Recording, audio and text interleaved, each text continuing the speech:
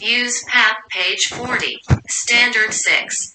Mass appraisal. Reporting and reporting the results of a mass appraisal. An appraiser must communicate each analysis's opinion and conclusion in a manner that is not misleading. See also FAQ 242-304 comment.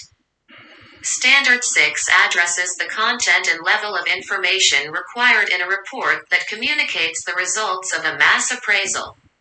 Standard 6 does not dictate the form, format, or style of mass appraisal reports.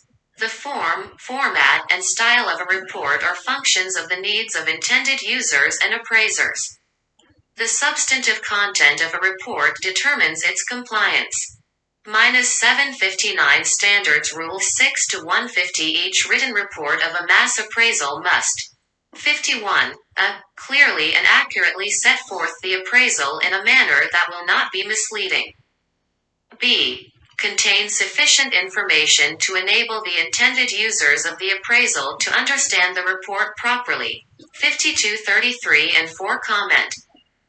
Documentation for a mass appraisal for ad valorem taxation may be in the form of 1. Property records, 2. Sales ratios and other statistical studies, 3. Appraisal manuals and documentation, 4. Market studies, 5. Model building documentation, 6. Regulations, 7. Statutes, and 8. Other acceptable forms. 6.7. C. Clearly and accurately disclose all assumptions, extraordinary assumptions, hypothetical conditions, and limiting conditions used in the assignment. Comment.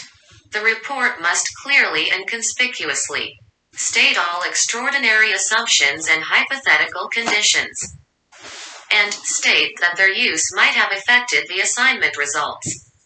Standards Rule 6-2 Each written report of a mass appraisal must state the identity of the client. Unless the client has specifically requested otherwise, state the identity of any intended users by name or type. Comment.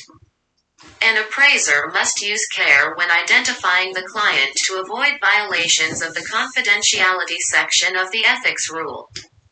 If a client requests that the client's identity be withheld from the report, the appraiser may comply with this request. In these instances, the appraiser must document the identity of the client in the work file and must state in the report that the identity of the client has been withheld at the client's request. B. State the intended use of the appraisal. 63. C. Disclose any assumptions or limiting conditions that result in deviation from recognized methods and techniques or that affect analyses, opinions, and conclusions.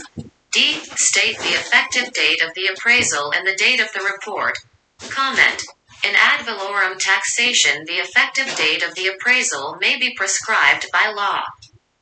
If no effective date is prescribed by law, the effective date of the appraisal, if not stated, is presumed to be contemporaneous with the data and appraisal conclusions.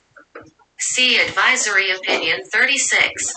Identification and disclosure of client, intended use, and intended users. See Advisory Opinion 36. Identification and disclosure of client, intended use, and intended users. USPAP 2018-2019 edition. Although on Appraisal Foundation.